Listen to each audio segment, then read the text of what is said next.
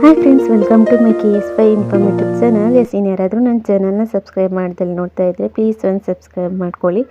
ಈ ಥರ ರಾಗಿ ಉಂಡೆನ ಡಬ್ಬದಲ್ಲಿ ಮಾಡಿಟ್ಕೊಳ್ಳಿ. ಒಂದು 3-4 ತಿಂಗಳವರೆಗೂ ಮಾಡಿಟ್ಕೊಬೋದು. ಇದು ಹೆಲ್ದಿಯಾಗಿರುತ್ತೆ, ದೇಹಕ್ಕೆ ತುಂಬಾ ಒಳ್ಳೆಯದು.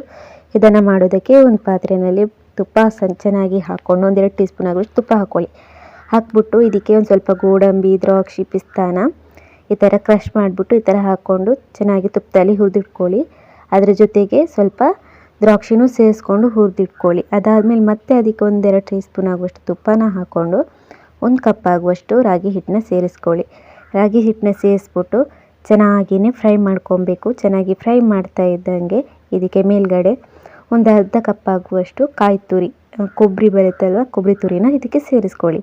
ಅದನ್ನು ಫ್ರೈ ಮಾಡಿಕೊಂಡು ಅದಾದಮೇಲೆ ನಾವು ಆವಾಗಲೇ ತುಪ್ಪದಲ್ಲಿ ಹುರಿದಿಟ್ಕೊಂಡಿದ್ದೀವಿ ನೋಡಿ, ಗೋಡಂಬಿ, ದ್ರಾಕ್ಷಿ ಅವನ್ನೆಲ್ಲ ಇದಕ್ಕೆ ಸೇರಿಸ್ಕೊಂಡು ಮತ್ತು ಒಂದು ಅರ್ಧ ಟೀ ಸ್ಪೂನ್ ಆಗುವಷ್ಟು ಏಲಕ್ಕಿ ಹುಡಿನೂ ಸೇರಿಸ್ಕೊಂಡು ಫ್ರೈ ಮಾಡ್ಕೊಳ್ಳಿ. ಜೊತೆಗೆ 4 ಟೀ ಸ್ಪೂನ್ ಆಗುವಷ್ಟು ಜೋನಿ ಬೆಲ್ಲ ಬರುತ್ತೆ, ಅದನ್ನು ಇದಕ್ಕೆ ಸೇರಿಸ್ಕೊಳ್ಳಿ. ಸೇರಿಸ್ಬಿಟ್ಟು ಎಲ್ಲನೂ ಚೆನ್ನಾಗಿ ಹೊಂದ್ಕೊಳ್ಳೋ ಥರ ಫ್ರೈ ಮಾಡ್ಕೊಳ್ಳಿ. ಅದಾದಮೇಲೆ ಗ್ಯಾಸ್ ಆಫ್ ಮಾಡಿಬಿಟ್ಟು ಬೇರೆ ಪಾತ್ರೆಯಲ್ಲಿ ಹಾಕಿ ನೀಟಾಗಿ ಕೈನಲ್ಲಿ ಎಲ್ಲನೂ ಸೇರಿಸ್ಕೊಂಡು ಸಣ್ಣದಾಗಿ ಉಂಡೆನ ಕಟ್ಬಿಟ್ಟು ಇದನ್ನು ಒಂದು ಡಬ್ಬದಲ್ಲಿ ಹಾಕಿ 3 ತಿಂಗಳವರೆಗೂ ಸ್ಟೋರ್ ಮಾಡ್ಕೊಬೋದು.